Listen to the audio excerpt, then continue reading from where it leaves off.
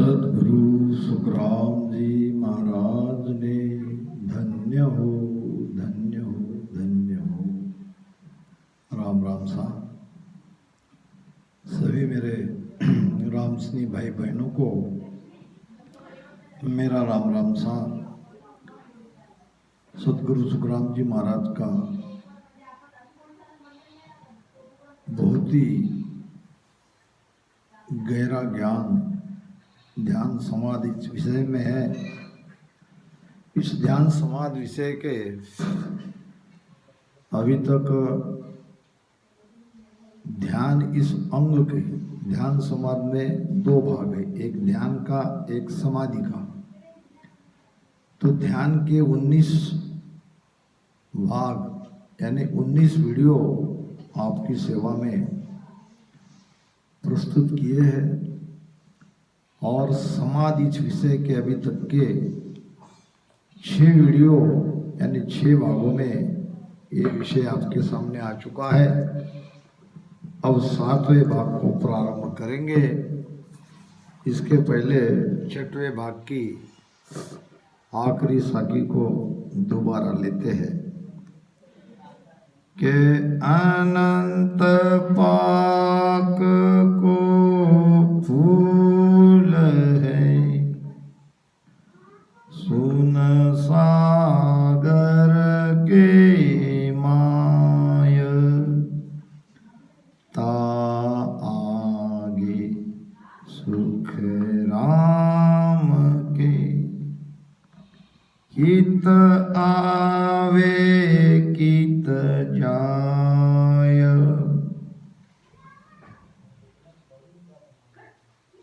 हमारी जो धारा है या सदगुरु सुखराम जी महाराज ने जो भेद बताया है वो 12 कोणों का छेदन हमको जीते जी करना है। जो इस 12 कोणों को पार करेगा वही अमरलोक में जाएगा, सत्स्वरूप आनंद पद में जाएगा। 12 कमल के बारे में कोई कंफ्यूजन ना रहे इसलिए मैं आप सबको बता देता हूँ कि ये 12 कमल आगे 6 है और पीछे 6 है। आगे पूरब को कहते हैं और पीछे पीछम को कहते हैं। पीछम में 6 कमल, पूरब में 6 कमल। पूरब के कमल ऐसे नीचे उतरते खोलना पड़ता है, इसलिए नीचे की जो नाड़ी है या रास्ता है या वायु का प्रवाह है वो स्वाभाविक नीचे है और इसी में इस कमल को खोलना पड़ता है। श्वास की गति को विभिन्न स्थानों को ठहरा कर, जैसे कंठस्थान को खोलना है तो रसना से राम राम रटन करते हुए सांस उसास की गति को यहाँ रोकना पड़ेगा, ठहरना पड़ेगा। और जब यहाँ सांस उसास की ऊर्जा रुकेगी तो ये कंठ कमल खुलेगा। फिर इसी प्रकार सांस उसास की गति को हृदय में जब हम ठहराते हैं यानी रोकते हैं यानी वहाँ पे हम ध्यान लगाते हैं तभी हृदय कमल खुलता है। हृदय कमल के नीचे एक मध्य कमल है और इसको भी उसी प्रकार के खोलना पड़ता है और फिर आता है नीचे नाभि का कमल। तो सांस उसास की गति को नाभि पे रोकने के बाद एक कमल खुलता है यानी विकसित होता है, यानी यहाँ की जगह हमारे लिए शून्य हो जाती है।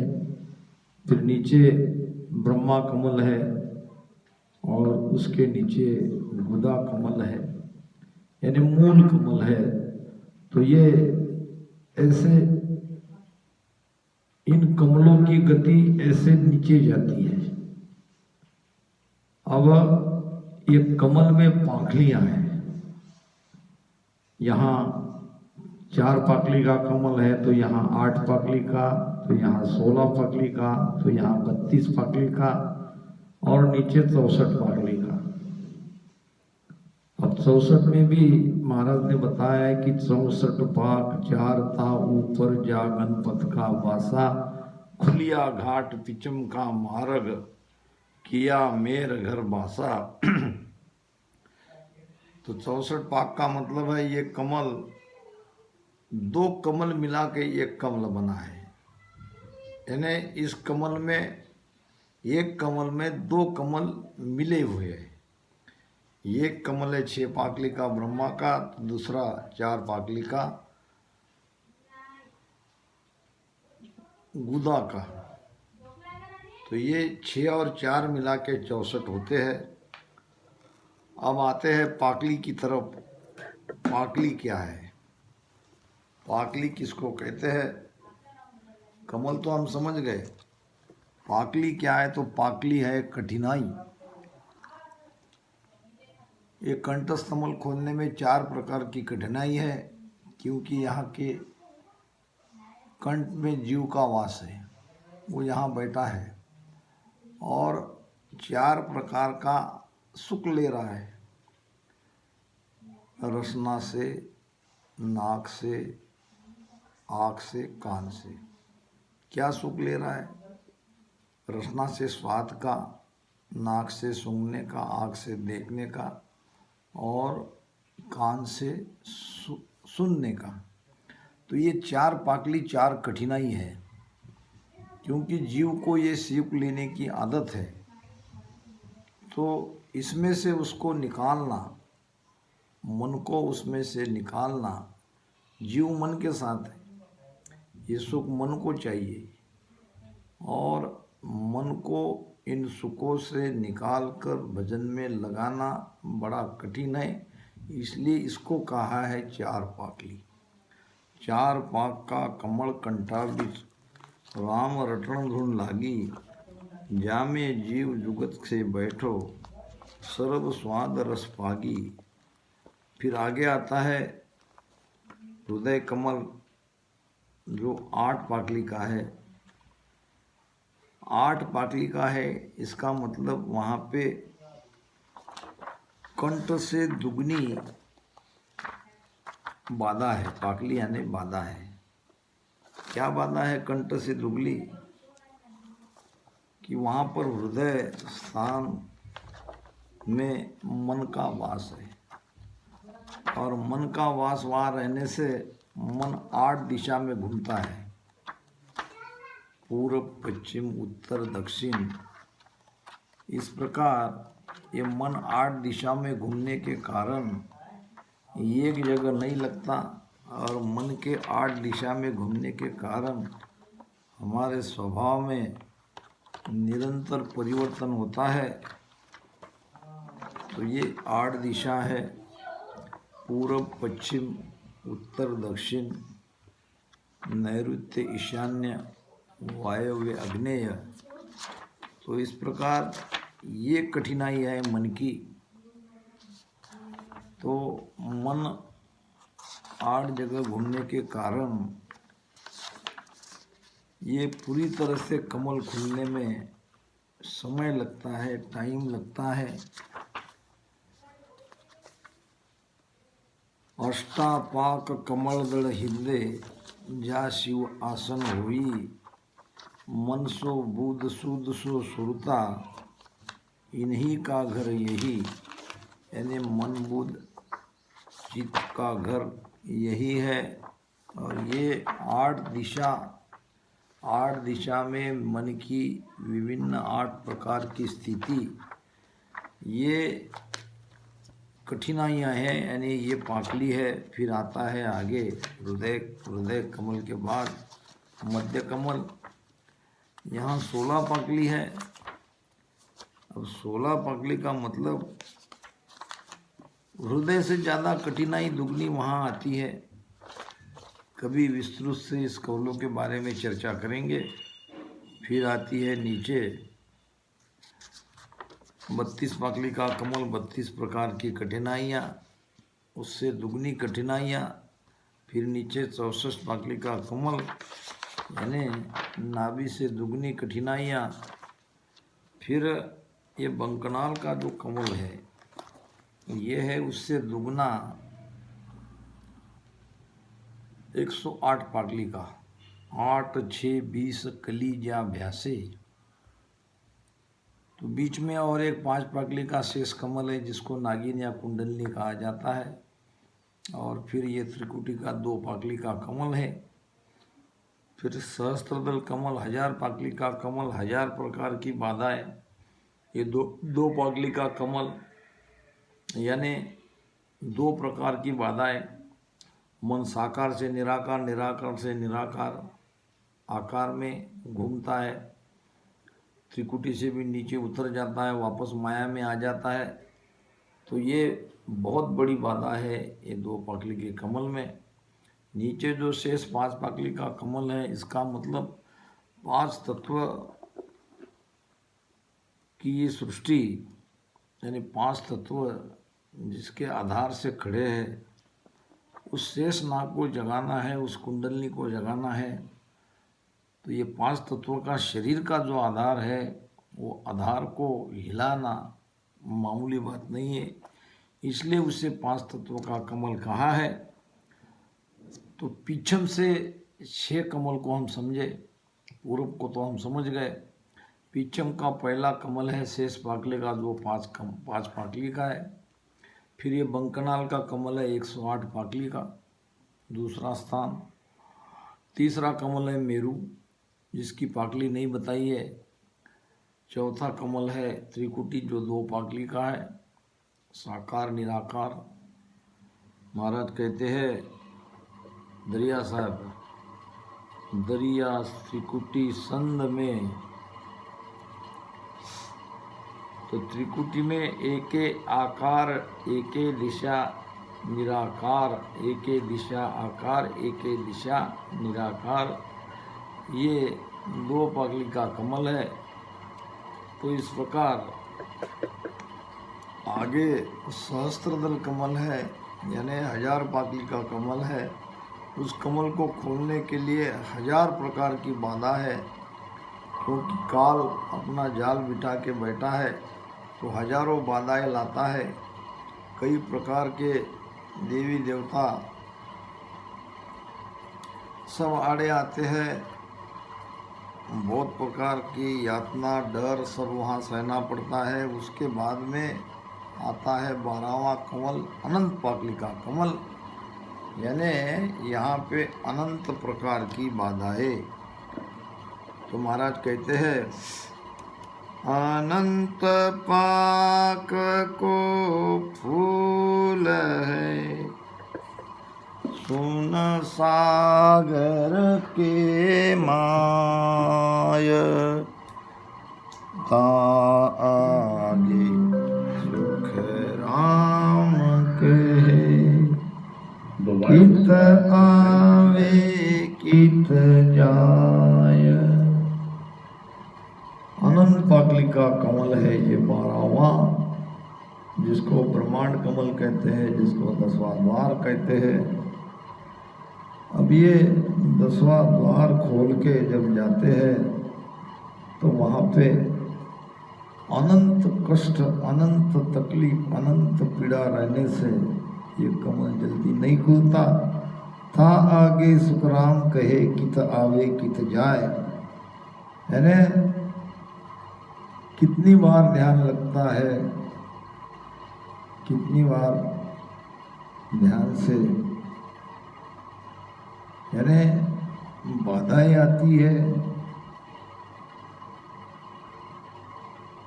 ता आगे सुख राम की, कित आवे कित जाए। अब कहाँ जाए उसके आगे, ऐसा भ्रम वहाँ पे आता है।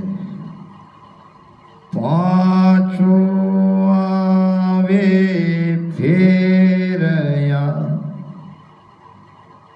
तब भेटे सुरलोक,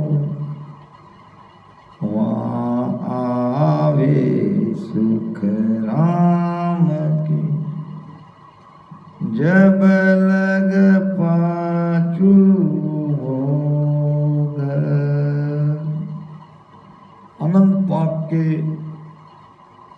उस कमल पर जब ध्यान लगता है तो ध्यान आगे पीछे होता है, कभी गहरा लगता है तो कभी उसमें ढीलाई आती है। पाछो आवे फेर या तब भेटे सिर लोक, यानी वहां से ध्यान नीचे हटते ही देवलोक में देवता को जो सुख मिलता है वैसा सुख मिलने लगता है, यानी उस लोक का अनुभव आने लगता है। वहाँ आवेश राम के जबलक पाछू। अब वहाँ पहुँचने पर ये जीवात्मा 5 विश्वों का भोग लेने के लिए आई थी, दोबारा वो उसी भोग में लग जाती है या उसी प्रकार का भोग वहाँ उसे मिलने लगता है, यानी बाहर जो सुख ले रही थी ये जीवात्मा, वो सुख उसे भीतर में मिलने लगता है। ये निस आसन इड़ग रहे भवर गुफा के मां, सतधाम सुख राम के कबू एक देखे जाए। 10वें द्वार के भीतर में भंवर गुफा है, त्रिकुटी से 10वें द्वार तक ये उसका एरिया है। और ये निस आसन इड़ग रहे, यानी उस भंवर गुफा में ये हंस अपना आसन स्थिर कर लेता है। वो ऐसी गुफा कि वहाँ भूल भुलैया है, जैसे गुफा में हम अंधेरा होने के कारण ठीक से द्वार नहीं दिखाई देता, कहाँ से हम बाहर जाए ये समझ में नहीं आता, तो इसी प्रकार वहाँ वैसा ध्यान होने लगता है। सतधाम सुख राम की कबू एक देखे जाय। ऐसा लगता है कि अब सतधाम में सतस्वरूप आनंद पद में कैसे पहुँचे, क्योंकि भंवर गुफा में हम अटक गए, वहाँ आसन स्थिर हो गया, वहाँ ध्यान लग गया। ऐसी गत करतार की कहाँ सुनाऊं आण, रूप नदी के रंग सो सुखिया नाद बखान। उस मालिक की गति लखने में नहीं आती, मगर जो कुछ आता है वो तो नाद के रूप में आता है, ध्वनि के रूप में आता है, केवल धुन तो सुनाई देती है। ऐसी गत करतार की कहाँ सुनाऊं आण, उस मालिक की, उस करतार की, उस सृजनहार परमात्मा की, सृष्टिकर्ता की गति मैं कैसे उसका वर्णन कर सकता हूँ, क्योंकि न तो उसका कोई रूप दिखता है, न उसका कोई रंग है, केवल वहाँ तो ध्वनि ही ध्वनि सुनाई दे रही है। महाराज कहते हैं देह स्थूल रूप के घर गावन काया, किस विध मेला कीजिए त्रिभुवन पतराया। ऐसा भेव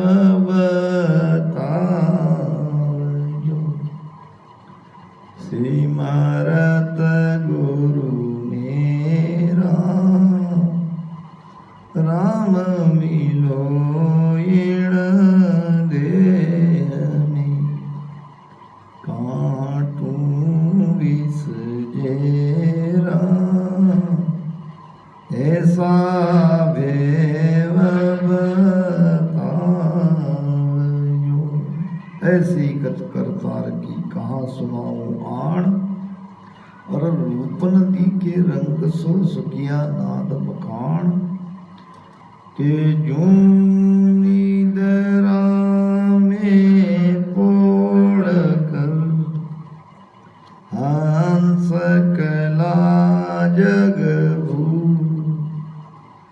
यूं ऊते सुख राम के, हंसो यो सुख छू।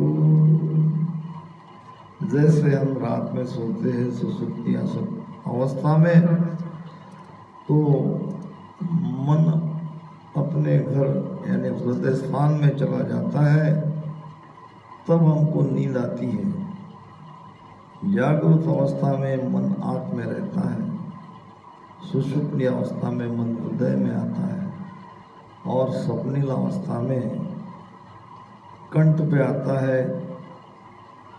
सूर्यावस्था में मन त्रिकुटी में आता है। तो ये जागृत, सुसुप्ति, स्वप्निल और तुरिया, ये 4 अवस्था है। उसमें जब नींद आती है गहरी, तो हम जगत में क्या चल रहा है ये सब भूल जाते हैं। एक तरह से हम जगत से हट जाते हैं, क्योंकि हमारी मन बुद्धि सब सो जाती है, स्थिर हो जाती है। तो उस अनंत पाप के कमल में सत्स्वरूप परमात्मा का पूरा आनंद तो नहीं आ रहा है, मगर ब्रह्म की अनुभूति आ रही है, सृष्टिकर्ता सिर्जनहार की अनुभूति आ रही है। शून्य की स्थिति, अनुभूति क्या उसकी? शून्य की स्थिति, न सुख है न दुख है। जैसे हम सो जाते हैं, सोने में न सुख मिलता है न दुख मिलता है, हाँ, मगर उठने के बाद तो थोड़ा आनंद आता ही है, फ्रेश तो हो ही जाते हैं। इस प्रकार ब्रह्म की अनुभूति कोई बुरी नहीं है। जो निद्रा में नर पोड़ कर हंस गया जुगूर, यूं थे सुख राम के, हंसो यो सुख झूल। इस शून्य के सुख में हंस झूलता है। जैसे नींद में सोते हैं कि नीरखत नीरखत गगन को, सबे चैन मिट जाय, जो निरखो सुख राम के, नींद गिरा से आय। ब्रह्म का सुख कैसा रहता है और वो किस अवस्था में जाने पर वो सुख को हम प्राप्त करते हैं, ये महाराज बता रहे कि नीरखत नीरखत गगन को, सबे चैन मिट जाए। पहले बाहर से समझते हैं, बाहर और भीतर दोनों एक है। बाहर से समझते हैं जैसे हम नींद की अवस्था में जाते हैं। जब हम सोते हैं तो मन विचारों में चला जाता है। मन के एक विचार आते हैं,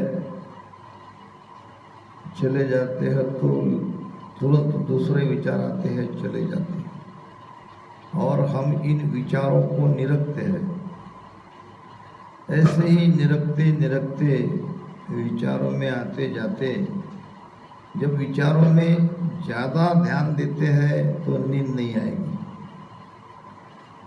और विचारों में सहज स्वभाव से ध्यान देते हैं तो एक एक विचार आते जाएंगे, एक एक आएंगे जाएंगे, आते जाएंगे।